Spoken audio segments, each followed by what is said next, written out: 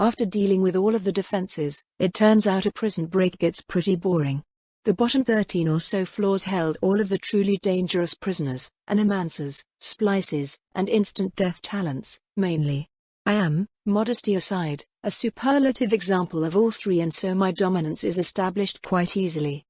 Well, I guess I'm not technically a splice, but the familiarity and awe I get from that crowd seems to give the prisoners the impression that I'm part of the Ars conglomerate. Maybe they're right. It seems more and more likely that the guy wasn't bullshitting me, but I'm still not really sure what that means. He said something about making an empty vessel and then me filling it. It goes without saying I have no memory of anything even remotely like that. As far as I know, I have always been Vita, the starving girl from the streets with nothing but a Roscoe to my name. But the more I think about it, the more I start to worry about the fact that I can't really remember anything from before I was about 6 years old. That's normal though, isn't it? People don't have memories from their early life. Is what I'd like to say, but I'm not a fucking moron. Like maybe if the bottomless barrel of animancy in my life didn't exist, that wouldn't be suspicious, but it kind of totally does. I mean, seriously, the fact that I am only just now concerned about the fact that I have literally zero memories before I was 6 years old is in and of itself really damn suspicious. But also, that timing doesn't match up. I would have been, 3 years old when Ars was imprisoned? 4? Why does the memory problem start a couple years after he got locked up? I keep these questions to myself, though. They are the kind of thing to dissect when I am safe at home, cuddling Penelope and making her do all of the thinking for me. It would just make me look weak to have an existential breakdown while I'm trying to maintain control of a bunch of ex-prisoners. Speaking of, while the bottom set of floors has all the dangerous prisoners, there are still a whole fuckton of them up above that. The alpha and beta prisoners are relatively weak, at least in terms of magical potency, but it still takes a very special kind of weirdo to get stuck in the top secret super jail where they hid Ars. He's apparently kind of a big deal. Alphas and betas therefore either have crazy physical enhancement talents that can't be turned off with a collar, or they are just the kind of thing that simply cannot be kept at a normal prison. Sometimes this is for practical reasons, but sometimes. What the fuck am I looking at? I ask Elisaveta. This is, to my knowledge, the only Hyvarok soldier that we've captured and kept alive, she answers me stiffly. I can see that much, but for some reason it's still a shock. I spent a good bit of my time as a hunter going after Hyvarok monsters, also known as Vrithitso, so it's somewhat easy for me to forget that for most of Volca's history, that is not at all what people thought of when someone said an attack from Hyvarok. That first night the Vrithitso eggs fell, we did not expect it. What we expected stands in the cell in front of me, and to most people it's no less frightening. 2 legs, 4 arms. A humanoid body shape. No face. The Hyvarok soldier is thin and dangerous, without a hint of fat or other soft spots on a body encased completely in brown chitin. I mean it, this guy is so flat and smooth you could use him as a writing desk. He doesn't even have a butt. There's only the subtle curve of his armored hide, like a man wearing full plate that he can't take off. Although the helmet is a little more complicated than ours. His head is human-shaped at its most basic level, but he has no hair, no nose, and no apparent mouth. Only 2 large, black eyes that bulge slightly out of his head, and a series of subtle seams in the area below his eyes that hint at the fact that there is certainly a mouth somewhere, and we absolutely do not want to see it open. No, what really weirds me out is that Hyvarok soldiers are mindless bogeymen, bad men from the sky that drop 4 times a year for no purpose other than to kill every man, woman, and child they can point their weapons at. And yet I made sure to go to this cell as soon as I could because he is possibly the most beautiful soul I have ever seen. Human souls are just kinda ball-shaped, usually. There are exceptions, and that's what I initially thought this was, but I suppose it's something beyond human entirely. This is like a flower blooming in every direction simultaneously. The nested complexity of a rose, extrapolated and expanded into a sphere. It is as much sculpture as it is soul, dazzling and artistic in ways I've never seen in anime before.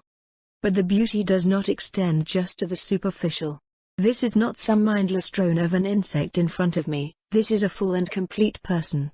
And, I suspect, an extremely intelligent one. Can he talk? I asked Jalisa. I wasn't assigned to him, so I've read his file once and that's it. But as far as I'm aware he doesn't understand us. Let's kill him, then, I say in exactly the same tone as before.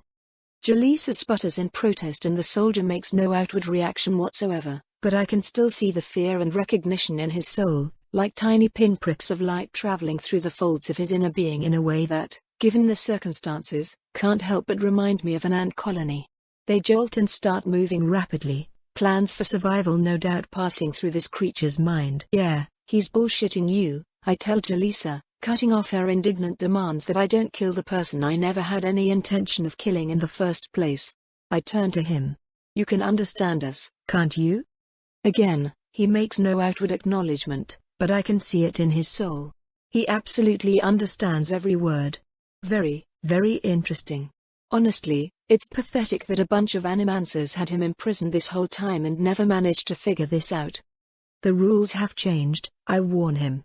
You're a good actor but acting doesn't work on me. At the same time, I am not an inquisitor, and I am not your jailer. Drop the bullshit and show that you are willing to play nice, and I'll let you walk out of here alone if you want. He doubts that. He thinks this is an interrogation trick. I suppose that's fair enough. I turn around, grab the door to his cell, and shatter it into pieces. Now that gets a visible reaction from him. Well, I say. Would you look at that? Now there's nothing between you and freedom except me. And Jaleesa, technically, but we both know you could fold her like a slice of bread. Rude, Jaleesa mutters. I grin. But not inaccurate being the unspoken rejoinder, and she just owns that. Damn, I just don't get it. I have never met anyone so comfortable with being weak as Jaleesa Vetter, and it's so refreshing every time. Especially since she is still a Templar and probably better in a fight than 95% of the population. She still somehow lacks even a shred of arrogance. But me? I continue. You don't have any idea what I am. And that's because the only thing even remotely like me lives 20,000 miles below. Smirking, I extend to him a thumbstone, Roscoe loosely wedged in the pit of my other arm. The gesture both points to my supposed older sibling and symbolically indicates his chances of beating me. Doubt flashes through him, warring between the audacity of my claim and his chances of getting through me even if it's a false one. Which, to be fair, I have no idea if it is. Do you really want to call my bluff, though? I ask him. Because I can and will crush your chitinous head like a grapefruit if we throw down. You won't need it after I reanimate you. Or, you can just confirm something I already know and walk out happy with us. Honestly, I'm not asking for that much. I don't need your life story or whatever. I just don't like people trying to fool me.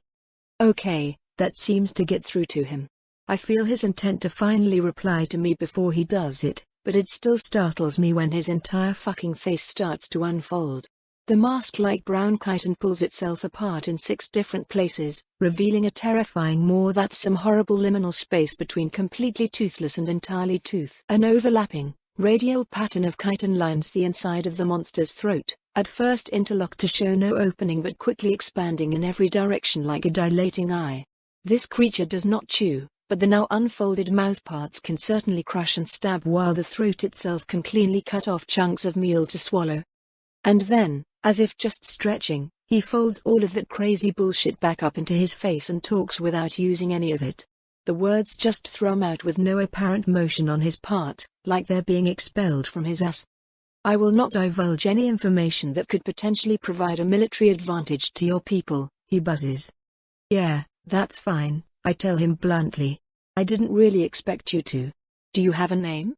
He pauses for a moment. In your language my moniker would translate as to kill from above. Charming, I answer dryly, and leave the cell. With the door busted, my promise is fulfilled. He can follow me or leave at his leisure. Lynn, who has been waiting outside, gives me a quick side hug and then follows in step, opposite to Jaleesa. Well, I guess I shouldn't be surprised that you're letting the Hive Rock soldier out if you had no compunctions about ours, Jaleesa grumbles, but shouldn't you at least remember that these guys are seriously bad news? Why did you just let him go? He's not hostile, I tell her, and I really like his soul. Is that just how you judge everybody? She asks.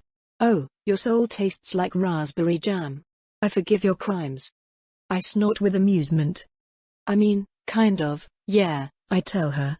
But think about it, I can literally see into a person's soul. It's the fundamental fabric of who they are. Why the fuck shouldn't I judge people by it? Jaleesa falls into that thoughtful silence she always tends to when she doesn't want to admit that I have a point. But that's okay, I can tell she's actually thinking about it, and that's more than I usually get around here. I have to ask, Jaleesa eventually says, changing the subject. What was it like raising this girl, Miss Lynn? My mom barks out a laugh. Well, I don't know if I really raised her, per se. Raising people is more Vita's thing. Haha. Necromancer joke. Ugh, I grumble, eliciting further cackles from the incorrigible woman. But in all seriousness, as much as I call her my daughter, you've kept her in prison longer than I've known her, Inquisitor. Vita here mostly raised herself. I stop walking, the truth of those words hammering the back of my skull. Holy fucking shit, she's right. I've been in prison longer than I've lived with my own mother. I mean, sure, it was only 2 years, but damn it. It's like everything important in my life, every single defining moment only happened in the short span of time between ripping a soul out of a man and my arrest. The rest of my entire existence was just an endless deluge of painful, wretched monotony, the struggle to survive so all-consuming that it became routine. Where did all my time go? Where did all my life go? My body trembles, threatening me with tears, but I square my jaw, squeeze my Roscoe, and start walking again. No sense wasting water. I finally had that taste of happiness, those couple months of genuine bliss, and I will get them back. It's pointless to mourn. It's also a shitty use of my time. Due to the remote nature of this place, any Templar reinforcements are going to be days away, assuming they even got notice at all. Still, a couple days is a pretty short amount of time to put distance between myself and whatever absurd force would get mobilized to an emergency at the prison holding Ars Rania.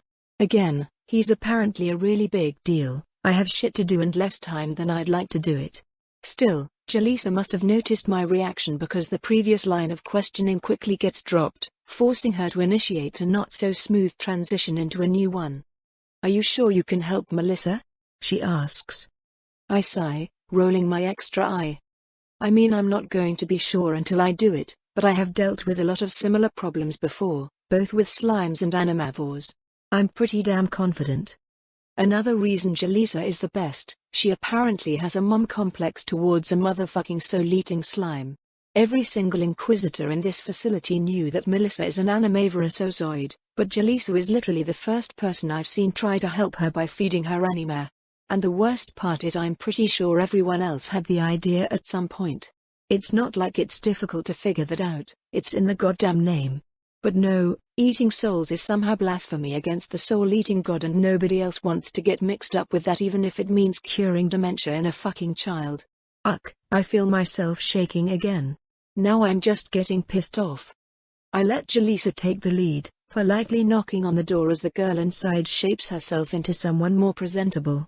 She lets us into the sticky room, coated in cast-off residue from Melissa's own body, which congeals to the walls and floor, needing to be constantly replenished by meals that rejuvenate her mass without truly feeding her. The nervous, vaguely girl-shaped blob of golden ooze is filled with mana and a soul like a cracked plush, as if someone had frozen a stuffed animal and started chipping pieces off of it in bigger and bigger chunks. Hey, Melissa. Have you been doing okay? Jaleesa asks cheerfully. Melissa blinks. You're not Paris, she says fearfully. Who are you? The anguish that grips Jaleesa's heart spills over into me. What must it be like to have someone you care for not even remember? Wait. Oh shit, is that part of what I was picking up from Aldrix? I'm Inquisitor Yelizaveta, Jaleesa explains carefully. You've only seen me with my helmet on, but... The goop girl twitches and jiggles as she tries to process that, struggling painfully against her own fracturing psyche. Jellies. Yelizaveta. Right. Yes. Yes, I remember. You're not supposed to take off your helmet. Rules have changed, I tell her. Melissa turns to look at me, though I'm fairly certain the action is entirely performative. It's not like she has eyes. Still, her ability to mimic body parts is actually kind of impressive. She can talk by using air pockets in her body as faux lungs, even. It would be pretty cool if she could also see, but if she does, it's not with organs. I'm really sorry, I don't remember you. Ouch, this poor girl. We've never met, I reassure her. I'm Vita, this is my mum Lynn, and I'm going to help make sure you don't forget things like that anymore. Can you hold still for me? She's stunned for a moment, but then gives me a rapid, wobbly nod. Her whole physical structure is, well, interesting. I kind of have a passive mana sense these days, although it's pretty vague and doesn't let me see things like spell patterns. I can still tell that this girl is yellow because she's absolutely fucking full of Mistwatcher juice, though. Her ooze is kind of holding on to mana in the same way a soul does when channeling. Not exactly like that, but kind of. The Mistwatcher mana doesn't seem pissed off, although it is trying to escape. I think Penelope said something about that. High pressure and low pressure mana zones, or something? Experimentally, I poke a tentacle into her body, making sure it doesn't have any of my mana floating inside it, since that would no doubt react poorly. Nonetheless, I have to quickly yank it back out as an unexpected pain shoots through me. Shit, soul damage hurts so much more than physical damage. Well, damage. It hurt a lot, but it didn't really injure my tentacle at all. Still, I really should have expected that pain, considering that this creature eats souls, but oh well. Now I know. I pull out a soul shard and flick it inside of her, expecting to see it dissolve away and repair her right up. But it doesn't. The fully intact shard just starts making its way towards her soul as if it was about to fuse with it like one of my revenants. Which is, you know, really bad. Immediately, I plunge 3 tentacles into her and grab my shard back, resisting the urge to scream for the split second that takes. Vita? Jaleesa prompts, worry dripping from her tone. Do we know if Melissa died before or after becoming an Ozoid? I ask her. Melissa twitches, her whole body shuddering as Jaleesa sends me a scathing look. I'm not trying to be rude, I actually need to know, I say flatly. Did I? I died? But I. Melissa looks at her own gooey hands, her whole body starting to come apart. Before or after, Jaleesa, I press. Before, Jaleesa hisses. Her body was found at the scene, with far worse injuries than acid burns. A Vrathitso-like situation, maybe? Do animavorous ozoids normally consume their prey alive? Can they just not digest anima without a body to dissolve as well? No, wait, that doesn't make any sense. If you dissolve an undead body you will also dissolve the soul, but if you dissolve a living body the soul will be just fine. So that can't be it. I guess now that I think about it, ozoids in general are way too slow to normally eat anything with a soul the size of my shards, let alone an entire-ass person. They probably feed mainly on sleeping ground rodents and bugs too stupid to realize the slowly encroaching glob is dangerous enough to be worth avoiding. I break off a much smaller shard of my soul this time, something comparable in size to the cockroach souls Jaleesa gave her a while ago. Sure enough, that starts dissolving much faster and is gone long before it can fuse with her. Their digestion system is magic resistible, I infer. What does that mean? Lynn asks. It means we need to keep her the fuck away from war zones and zombie hordes unless we want some kind of ozoid white on our hands, I answer. Jaleesa and Lynn start giving me matching oh shit what have we gotten ourselves into looks, which amuses me greatly. But also it means I know how to help her, I finish. Just give me a second. Melissa's soul, even as a child, was probably just too big for a much weaker ozoid to overcome, so it didn't get eaten. It got fused. If that happens anytime one of these things eats a soul too big for it, then, well, at the very least, Penelope is going to want to meet this girl. And in the best case, we might have immortality step 1. I therefore can't keep the excitement from creeping through my body as I crush and feed Melissa a hearty helping of soul dust. The look on her self-sculpted face as she takes in the largest and most nutritious meal she's had in a decade and a half is downright rapturous, and I watch with significant satisfaction as the blasphemous food starts working to patch up the cracks in her being almost immediately. It takes a depressingly large number of crushed shards to fix the worst of the damage, but the results speak for themselves. Literally, in this case, since the first thing Melissa does is babble excitedly. Oh. Yelisaveta. She announces joyfully. Yelisaveta, it's so much clearer, not flashes and pieces. I can think about you and it doesn't get lost. Lynn ruffles the top of my head where a bit of fuzz is finally starting to grow back in after the Templars shaved my head. I'll admit, out of all the fucking things they did to me in the name of security, that one is somehow actually kind of legit. With long enough hair I can probably wrap my tentacles in it and do some serious damage to someone. Of course, I can also just pull their soul out and ignore the whole hair thing, but the Templars didn't know that. They figured the collar would stop a yank, whereas it clearly didn't stop me from just moving the tentacles around. I don't know why I end up thinking about that while Jaleesa literally starts crying with relief, chatting with Melissa and just generally being overjoyed at how much better she seems to be feeling. I'm glad it worked, though it reminds me I have revenants at home that hopefully aren't suffering a similar fate to Melissa. If Vitamin has been like this for 2 years, I don't know what I'll do. Hopefully Penelope figured something out. The rest of the upper floors and the prisoners therein aren't very exciting compared to a Hiverock soldier and an immortal Goot child. Only a few people rush off on their own to brave the forest by themselves, though, so I collect a pretty large following by the time we make it to the 4th floor from the top, where the cooking and cleaning staff have all locked themselves in a large storeroom to try and hide from us. Obviously that doesn't work out for them. They're complicit, after all. If not for these people, the Templars would never have been able to run this place. That means I have plans for them. Hey! I call out as I boot down the door to the room they're all hiding in. Any chance you could cook us all some food? 20 minutes later, everyone in the prison has piled themselves into the mess hall, waiting for the cooks and servers to do their jobs at site for one last time. Well, technically they are barely doing half their jobs, as they normally cook food for a prison with substantially more living people in it. Between the Templars and the prisoners I deemed too evil and crazy to live, barely a quarter of the former residents here, willing and otherwise, are still alive. The 1st floor looks like it was once a deadly kill zone, but Sky seems to have obliterated everyone there, leaving Mateo and Netta to defend the elevator for us. I gave them both a hug, but they declined to join us for a meal. Which makes sense, I guess, considering that they can't eat. They didn't seem hungry for soul stuff, either, so I guess they've been getting food somehow while I've been away. That's reassuring. All in all, I have just under 30 former prisoners, 18 serving staff, 4 Templar prisoners, and 8 Templar revenants including Manus and Sky. The Templar prisoners include Elisaveta and Victoria, obviously, but I found 2 more that actually fled and hid from the carnage after watching Sky rip a dozen of their comrades to shreds. On penalty of my mother's disappointment, I bound them in collars instead of killing them both. Later, perhaps. In the meantime, my interesting fellow ex-prisoners have been up to some fascinating things. Jeremiah in particular has been organizing some of the prisoners and the former staff to start constructing makeshift sleds outside the building on which he intends to load food and other supplies. So, he's pretty smart, and I'm glad to have him. I also really liked his answer when I asked who would be pulling sleds over miles of rough road.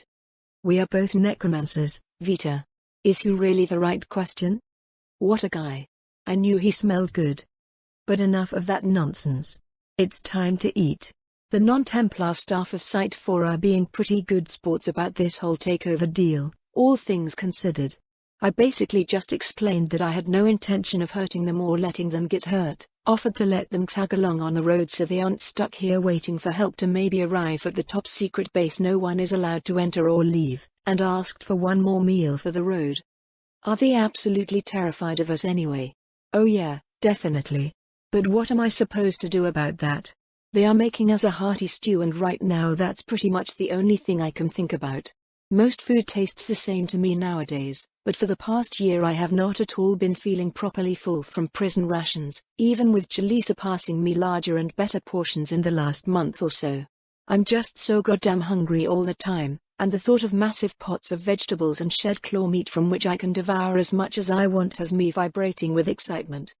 Us prisoners are all mulling about in the cafeteria, a few conversational groups forming but most people sitting relatively far apart from each other. Nyx is back to being the primary face of Aldrix, and while she sits next to Vicky and is guarding her like I asked, she has also been actively avoiding me. I'm sitting across from Jaleesa and next to Lynn, the latter of whom I'm happily leaning on to try and start paying off 2 years' worth of hug deficit. Roscoe is, of course, on my lap. I'm surprised when the cooks start coming out of the kitchen and personally serving the stew, and I have no idea whether or not I should be. I don't think I've ever been served before. Penelope and I always avoided any restaurant that would cater to nobles, so even at my fanciest, my meals tended to cap out at outdoor food stalls. There are certainly no servers in the Hunters Guild mess hall. But I mumble a startled thank you when a girl drops off a bowl for me, and immediately begin to dig in. I am not at all happy when my meal is interrupted. Honestly, even more so than the server thing, I was not at all expecting my meal to be interrupted. Who the fuck would try it? I pretty firmly established the pecking order here, and I am on top. But I forgot that people, particularly certain kinds of people, can bother me without involving me at all. Jaw clenched, I turn around to glare at a man with a repulsive grin on his face, chatting contemptibly with the extremely uncomfortable serving girl that he just pulled onto his lap. I'm not the only one that has noticed, either. Jaleesa was about to snap at him when I beat her to the punch. Hey! I shout at him. He's a few tables down. Hands off her. Chill out. He crows back to me. We're just having a little fun. If you can cuddle a pretty lady, I don't see why I can't.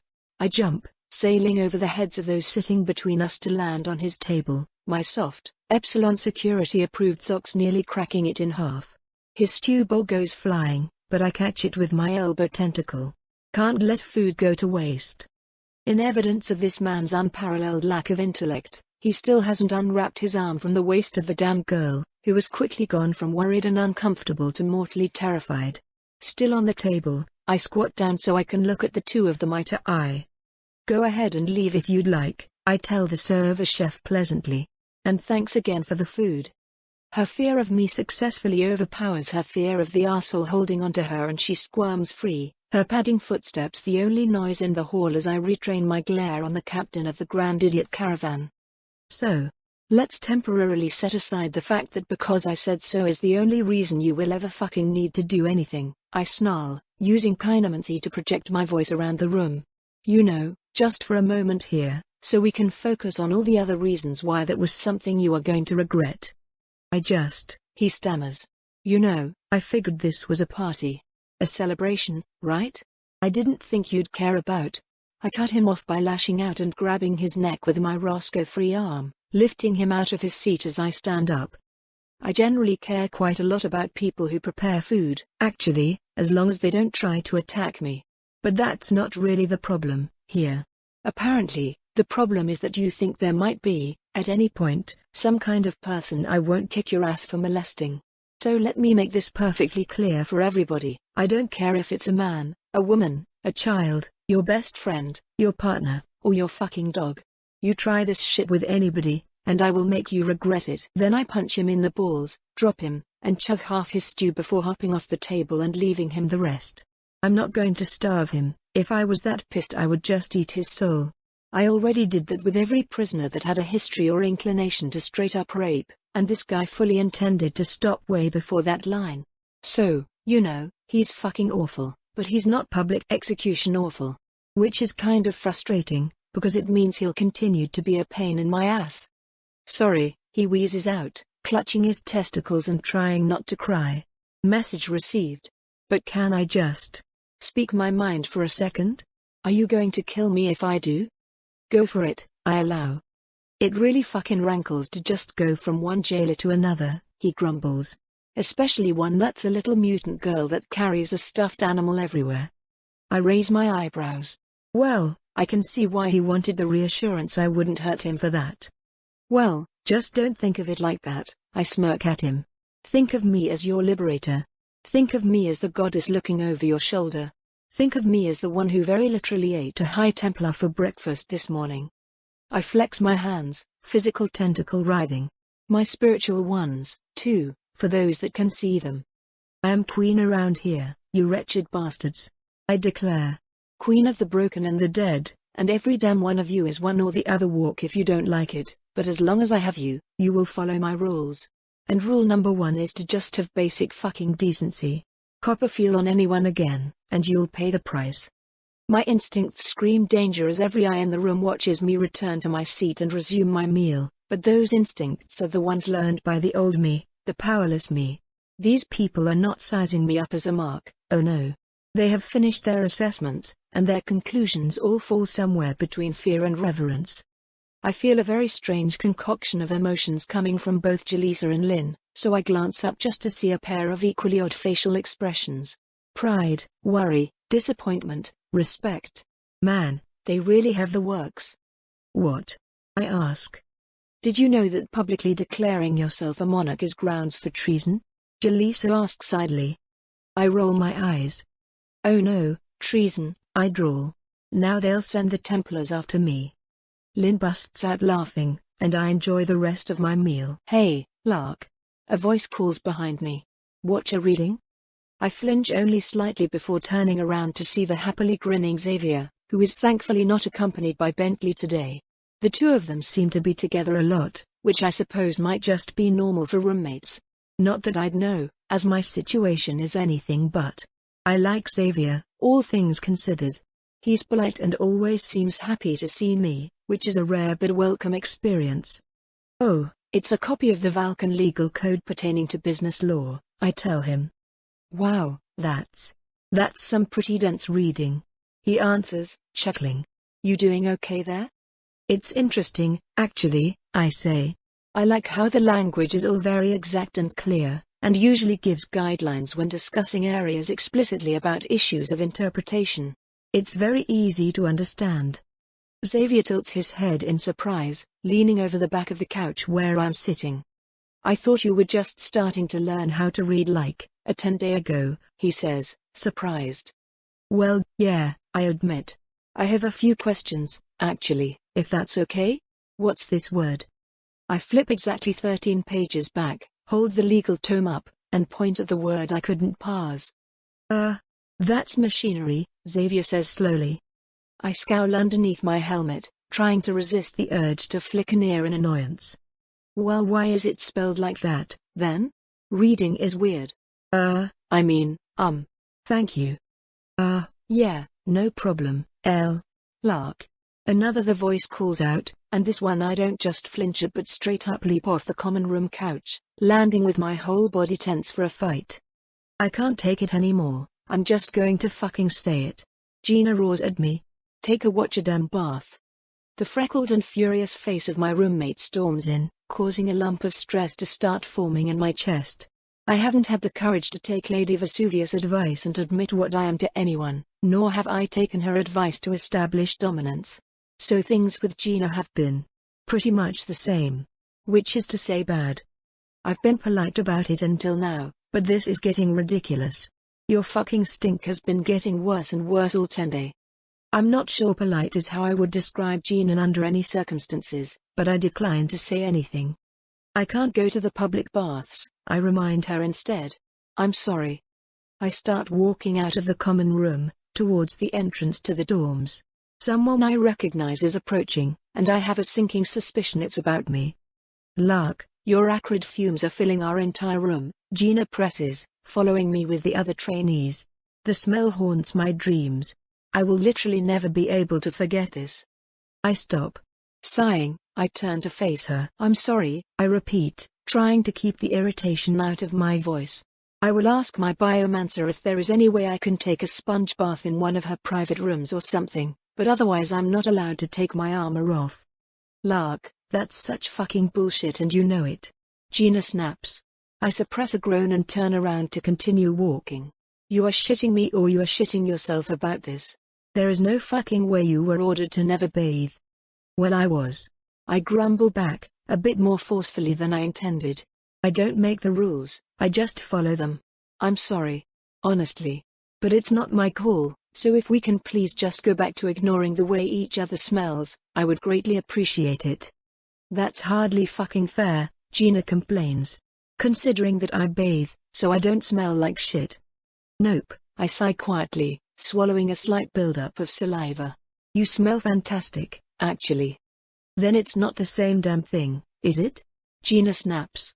Lark, are you sure you have this right? Who ordered you not to take your damn armor off, anyway? Well, isn't that a good transition? I did, Galdra the Annihilator answers smugly as I round the corner to meet her. Is that a problem, trainee? Immediately, Gina holds in place, surprise and terror pushing her body into snapping a crisp salute. No ma'am. No problems, High Templar, Mom. You sure? Galdra asks. Because you're right, she really does smell like a cat starved to death in my toilet. Gina blinks, a dumbfounded expression on her face as I appreciate that my helmet hides the same. If you ordered it, Mom, then. Gina stutters. So close. Galdra says. So very close. But it's just if you ordered it, Mom. No then, because the it will be done is implied. Templars, trainee, are an organization with a lot of moving parts. Sometimes, we will receive orders we don't like, and sometimes you are just going to have to shut up and trust that the church knows its business. I assume you can do that, trainee? Yes, Mom. Gina answers primly. Great to hear, Galdra answers. But in this case you're still right. Lark, I was just here to have a talk, but fuck that, I'm getting you a bath. I ask, but the only response I get is Galdra grabbing me by the arm and dragging me out of the barracks. I could probably just not let her yank me wherever she wants, even given how light I am for my size, but I feel like your superior officer grabbing and forcing you to move a certain direction sort of technically counts as an order. It's a weird feeling, and when combined with the incredible power I smell from the High Templar, it makes my body think it's currently in a fight to the death. I just have to go with the flow, focusing on staying calm while carefully not flexing any of my extraneous body parts. Watcher below, how did you even get this rank? Galdra complains, pulling me down the street. The fuck has Vesuvius been feeding you? Mice, Mom, I tell her. Wow, that'd do it. Mice sound gassy. I don't actually flagellate, I clarify. She moves her head in a manner that indicates she's rolling her eyes. Damn, okay princess. If anything, that makes it even more impressive that you smell this bad. Sorry, I mutter. So, where are you taking me, anyway? My house, Galdra answers, finally letting go of my arm as I start matching her pace. You have a house? I ask, surprised. She gives me what I assume is probably a weird look under her helmet. What?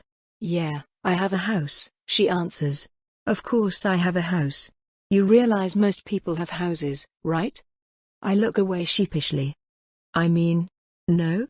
How should I know? Everyone had a house in Preacher Gregory's village, I guess, but a lot of people didn't in New Dalsey. Right. Watcher, you're ignorant about the weirdest shit, Galdra complains. So the short answer is that yeah, some people don't have a home, but it's usually not by choice. If you don't have a house, you are poor.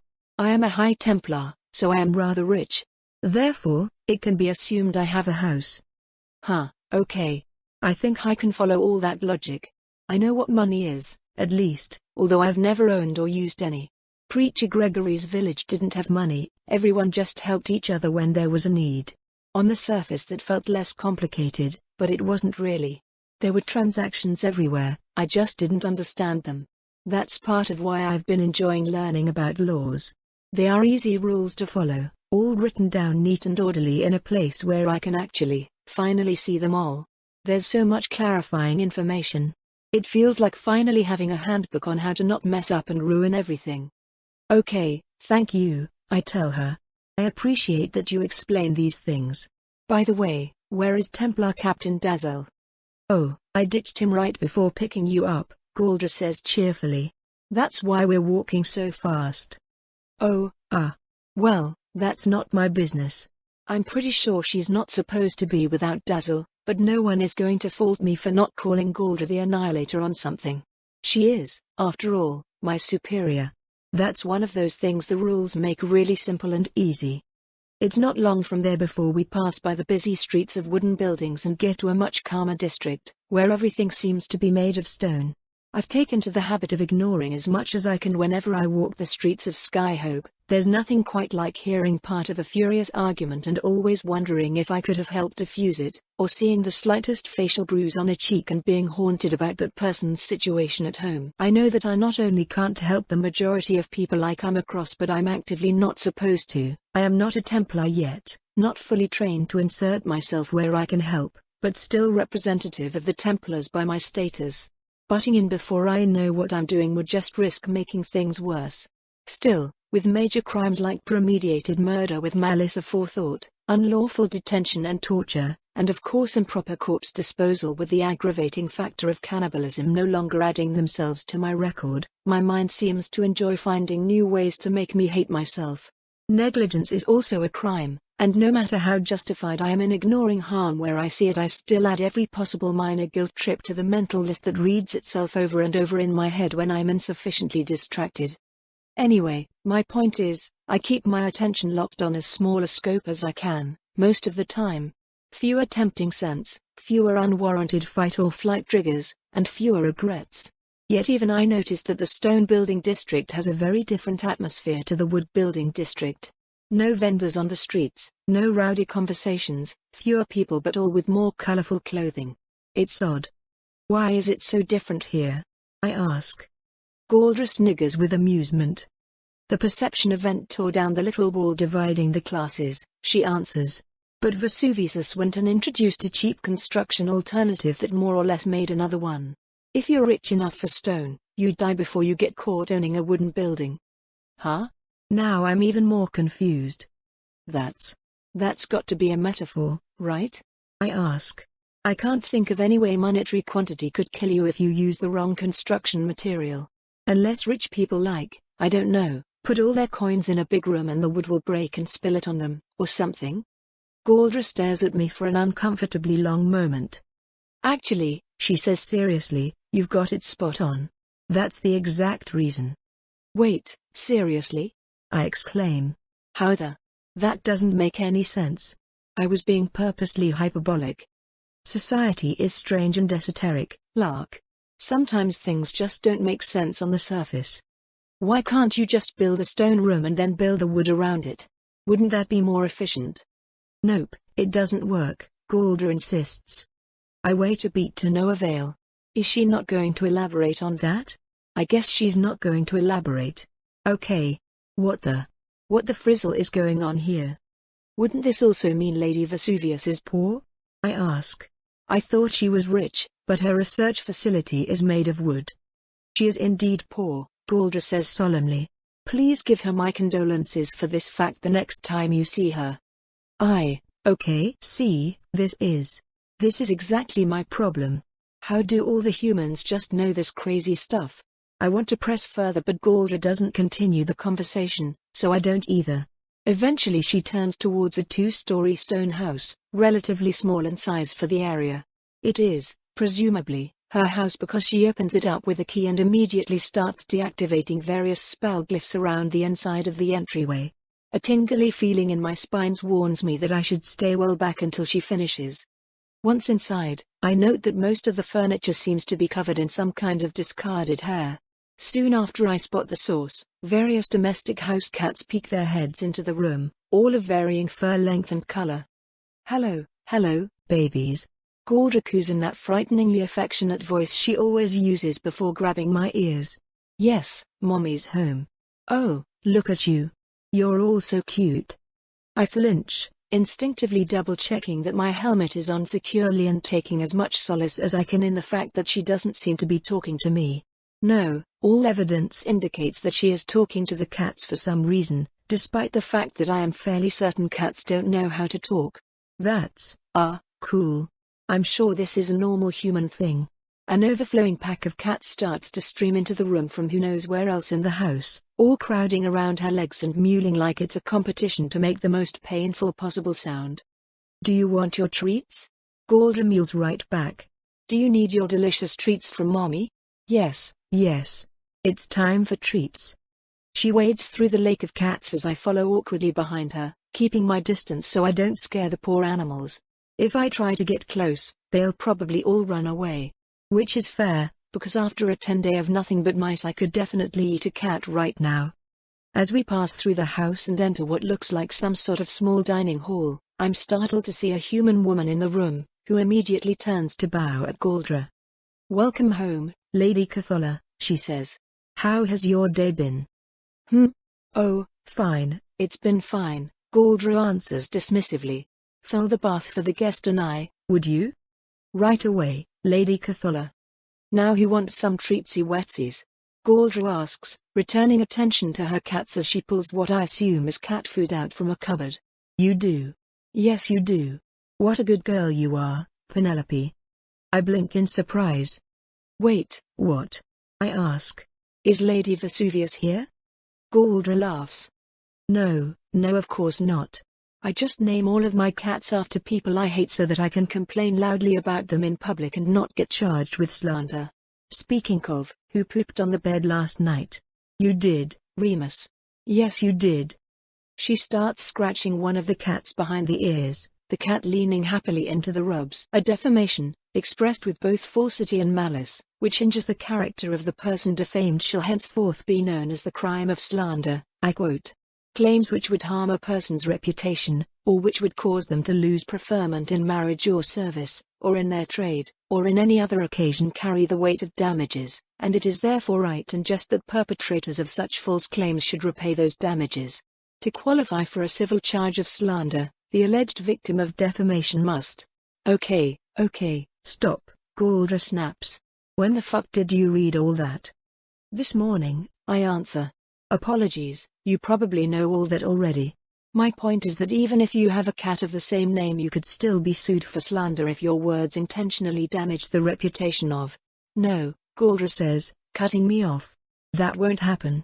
It could happen, sure, but it won't because no one is going to want to get into a protracted legal battle with me just because I do petty shit like name my cats after them.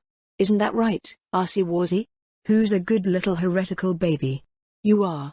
Does ours want his scritches? I'm not sure I understand, I admit. Galdra sighs.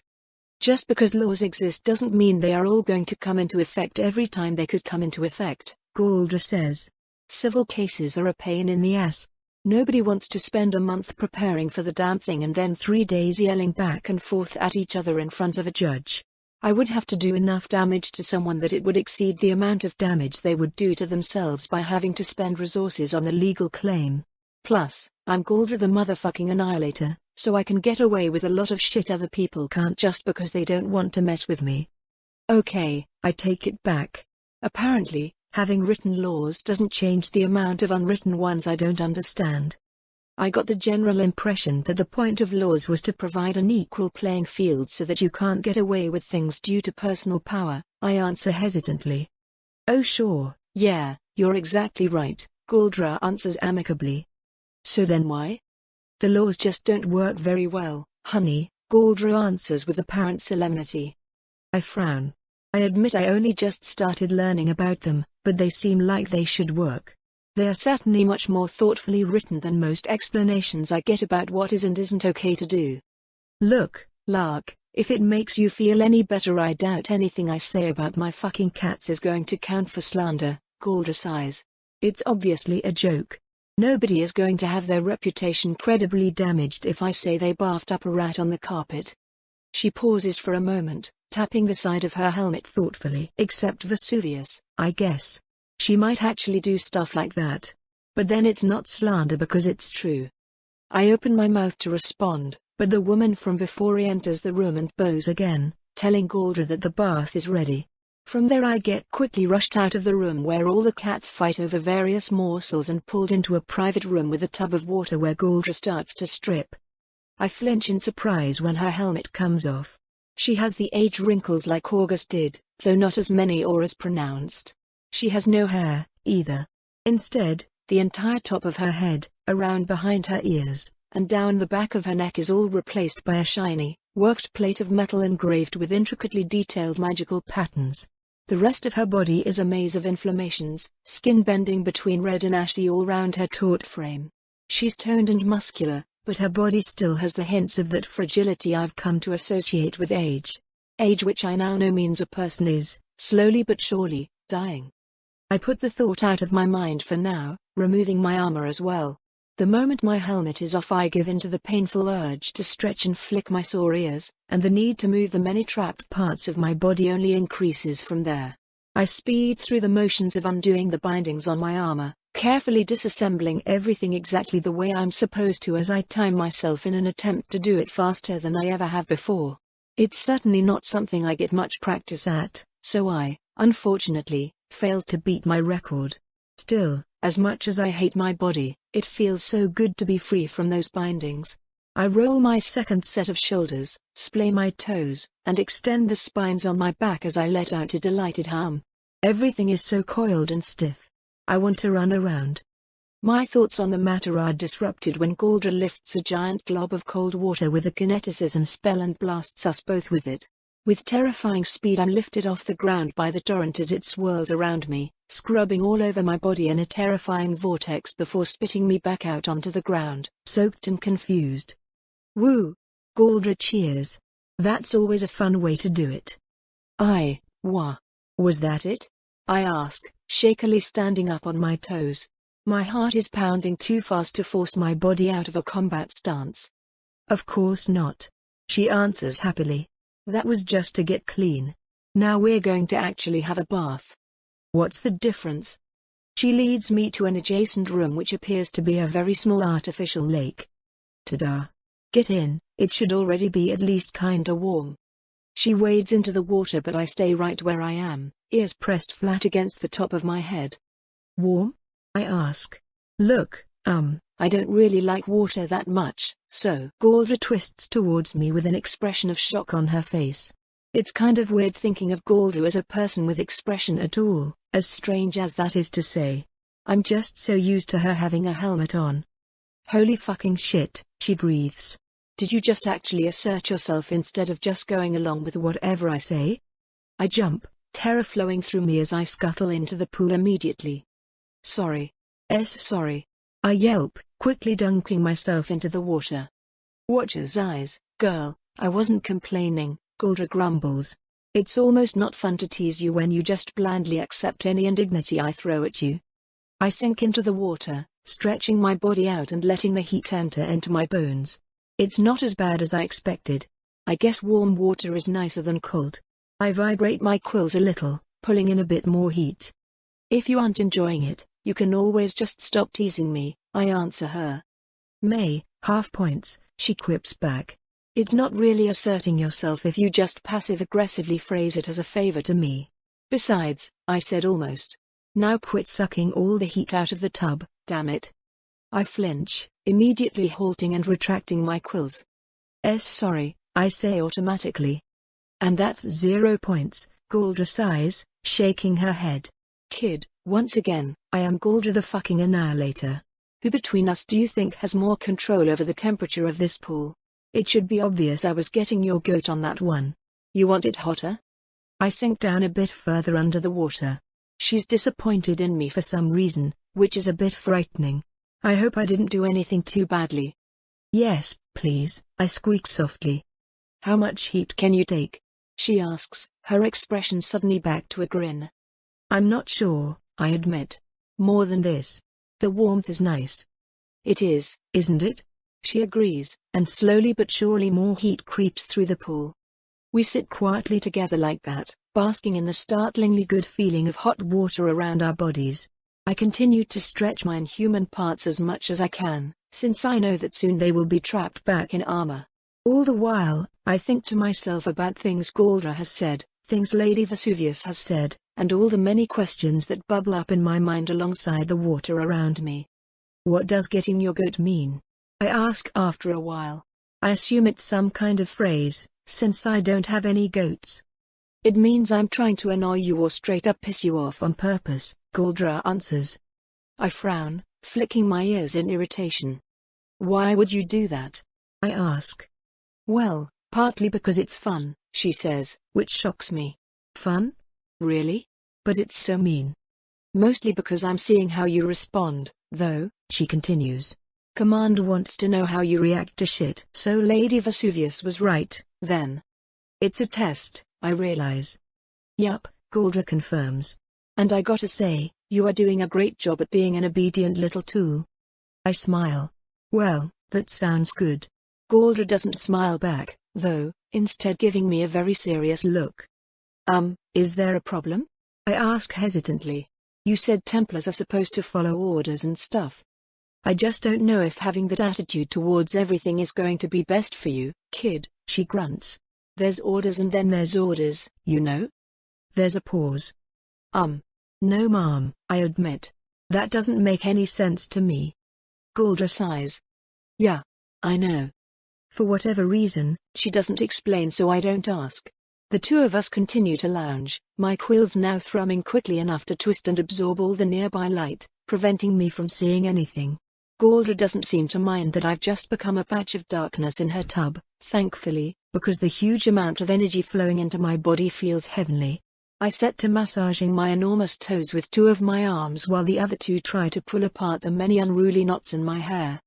I really appreciate you letting me into your home and helping me get clean, I tell her eventually. I assure you, kid, my motivations were purely selfish. I don't see how that would change anything, but thanks for letting me know, I suppose. She barks out a laugh. Anyway, is it okay if I ask a question? I continue. Go for it, she grunts. Is the armor also at test? I ask. It's restrictive to the point of being problematic for many people other than me, which I don't like. And all of the other trainees seem to think it would be acceptable and normal for me not to follow my orders in this case. I don't understand why. Is it because it's a test? Galdra looks at me carefully for a moment. You're asking the wrong question, Galdra answers. Everything is a test, Lark. What you really want to ask is whether the test is about yes and no, or how and why. Does that make sense? I think so, I say. How do I figure that out? You don't, she says unhelpfully. If you want to give whatever answer you think someone else wants, you just have to guess. But if you want to give the answer you want, you need to decide. I hesitate. I'm still not sure I understand, I admit. Galdra sighs. Yeah, I'm not a great speaker. More of an example kind of woman. I'll think of a good analogy for you in a bit. Okay. Thank you. We return to silence, the water continuing to get hotter. It just feels so nice, so relaxing. I should never have doubted Lady Cathala. This will be a good memory to live through again if I need to calm myself down. For some reason, a bunch of muscles in my throat start to involuntarily vibrate alongside my quills, producing a rolling humming noise with every intake and expulsion of breath. It's odd and surprising, but it sends pleasant vibrations through my bones, so I decide to just let it happen. Holy shit, Galdra mutters quietly. You really are a cat. Cattle, I correct blearily. I used to eat a bunch of catzels. They're called that because they're just big cats, Lark. Apparently, they even purr. They're tasty, I murmur. I feel like I'm starting to drift into torpor. Oh, well. Okay, that's close to your heat limit, then Galdra says, and to my great disappointment the water starts suddenly getting cooler. Damn, girl, you didn't even seem comfortable until we were way past what would boil a normal human. Those night shroud quills are no joke. Where do you keep all the heat? What do you mean? I ask, the throat vibrations halting as embarrassment starts invisibly flushing my face. The water does seem awfully steamy. There are a bunch of bubbles forming around Galdra's body and rapidly shooting up to the surface, seemingly coming from nothing. I was tracking the heat entering your quills, Galdra explains. It gets sucked up into your body and then, pop, it vanishes. Which, to put it lightly, is not how energy tends to work. Lady Vesuvius could probably give you a better answer than I could, I tell her. I ate the night shrouds, you called them? I ate the night shrouds because they don't eat at all. I was hoping I could evolve that. But it doesn't really seem to matter how much heat and light I absorb through my quills, I'm still always hungry. That's all I know. Well, a loud beeping noise suddenly rings out in the adjacent room, where we left our armor. Galdra scowls, then wordlessly gets up out of the water and retrieves a tiny metal orb on a chain, less than the size of a knuckle bone. She presses her thumb on it and holds it up to her face. Galdra here, she grunts, not a hint of her usual amusement in her tone. High Templar, the orb buzzes in answer, sounding like the voice of a frazzled young man. Captain Dazzle reports that you are not with him. I'm at home, Galdra snaps. I'm allowed to have privacy at home. You didn't call me just for this shit, did you? If only. We got an emergency call from Site 4 a short while ago. Since then, they've gone dark. Color drains from the High Templar's face. She hisses. Epsilon status? Unknown. Assumed free until proven otherwise. The facility reported an invasion of 2 powerful undead and a kineticist matching the talent description of the former leader of the Broken Drokans. That's all we know. I'll be ready in 2 minutes, Galdra growls. You are on home guard, High Templar. Braum and Cassia are our dispatch units for this. Why not me? I can be non-lethal if the situation calls for it. You are on home guard, High Templar. Please go about your daily activities as usual. Just remain on high alert in case the situation escalates. We will direct Captain Dazzle to meet you at your residence. That is all. Understood, Galdra snarls, and the spell ends. Well, get the fuck up, Lark. Bath time is over. I nod, and with only the smallest amount of regret extract myself from the warm pool. What was that? I ask. Absolutely nothing, Galdra insists. You were not part of that conversation. You were not here when I had that conversation. You will repeat absolutely no part of that conversation to anyone under any circumstances, ever. Partially because, as I have mentioned, you didn't hear it. Am I crystal fucking clear? Instinctively, my ears go flat against my head, my body stiffening as my breathing becomes as shallow and quiet as possible. That tone of voice. Something deep inside me knows to be frightened of it. Yes, Mom, I confirm quietly. Good, Galdra says firmly. Let's get dressed. I follow her back into the room where we rinsed off and left our things, and I'm vaguely pleased to find that someone apparently scrubbed out and washed the inside of my armor while I was in the bath. It's a little difficult to be overly excited about it, however, since I'm still reeling with the fact that I have just been ordered to lie. And that's weird.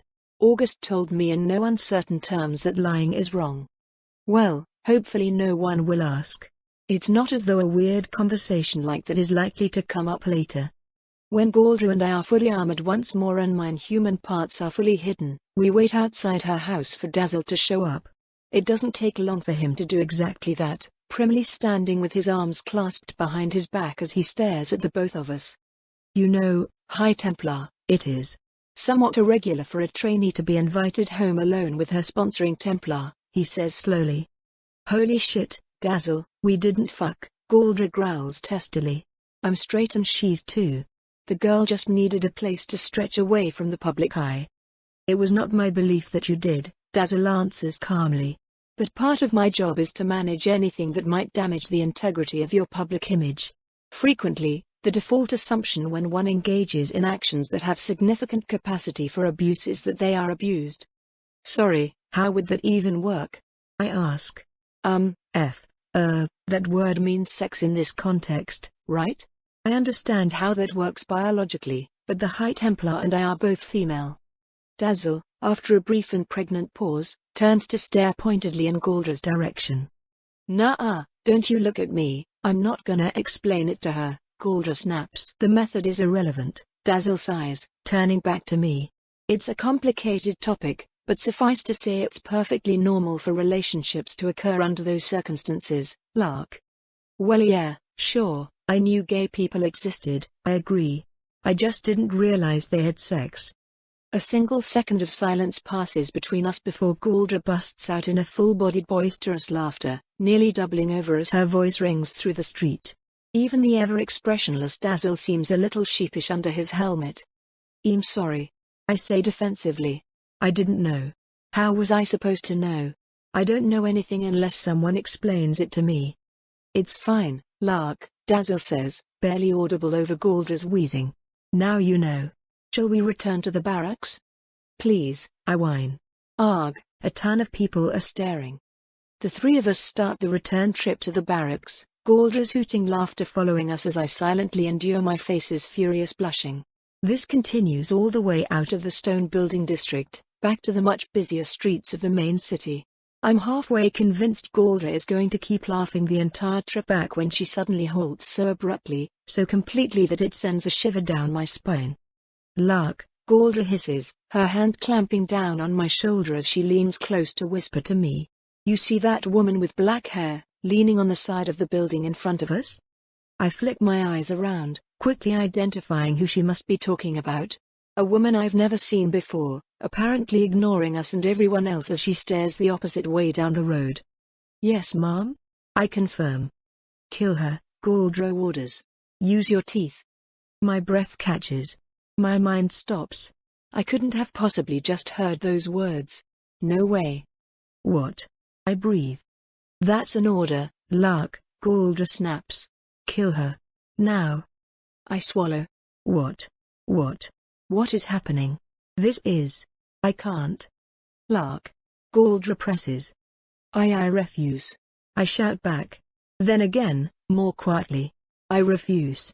Lark, if you do not kill that woman right this second, you will be ejected from the Templars, Galdra promises, her grip so hard on my shoulder I think she's damaging the chitin. Then I will be ejected from the Templars, I answer quietly. She grabs my other shoulder as well, spinning me to face her. If you are ejected from the Templars, I will be ordered to kill you, Lark, she hisses. Kill that woman. My whole body is shaking. My mind is on fire. I don't understand what's happening, but this is it, isn't it? It's over. I can't kill her. I refuse to kill her. I desperately want to kill her. But I will not. I must not. If that means I have to run from Galdra's wrath, well, it's a good thing I am very fast.